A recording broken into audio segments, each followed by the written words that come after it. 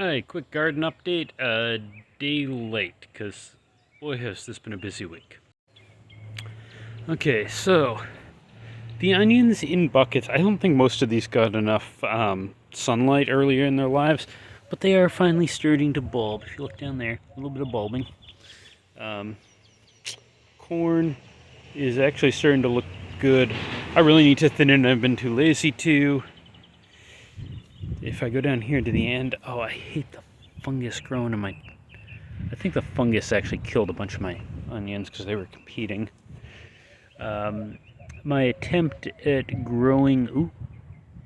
Yeah, my attempt at just planting... I can't remember what this is, but I've got a little bit coming up finally.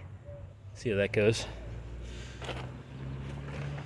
Lots of weeds over here. My bucketed tomatoes are putting on flowers. Give them a little tap to knock the pollen around. Because if you don't have pollinators, bees, that kind of thing, doing it, you're not going to actually get fruit.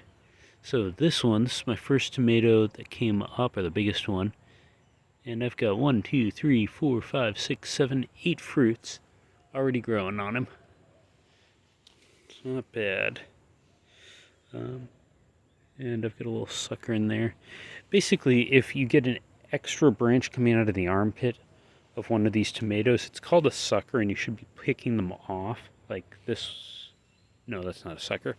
Yeah, even more fruit coming up there. I should be paying more attention to the camera instead of what I'm doing. But you just want to kind of tap the backs of the flowers to knock the pollen loose and rip off any suckers you see. And I wish I could see a good example of a sucker for this video, and I don't at the moment.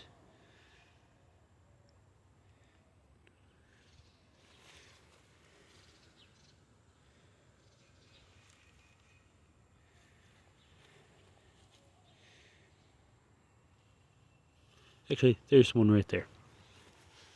So if we look in here, this is a sucker. So I've got one branch going this way, over here, the main branch going up, and this little thing here, coming out a 45-degree angle, is wasting the plant's resources. So I'm just going to get in there and break that thing off. So the little hair coming off here will actually convert to roots. So you could take one of these suckers and plant it. You want them bigger than this, and you'll get another tomato out of it. Or you can do what I'm going to and just let it compost in place. Okay, so tap that. Yeah, my tomatoes are doing really well, which would be great if I wasn't going to be moving in a month. These onions are also starting to bulb up. So these I bought from starts in November, or got them in the ground in November, so they've been growing here for 5 months. Potatoes. I'm not sure why that potato is turning yellow. It's a little concerning. Oh. Okay, and over here, my thing that was labeled as a jalapeno but was probably a tomato is looking like a tomato still. Poblano's putting on its first blossom. Fewer bugs than before, but I still need to respray these regularly. This, it looks like it put on a blossom. Okay, we're getting fruit there, but the bugs are enjoying the fruit. It's annoying. Over here, yeah, we got a bunch of eggs.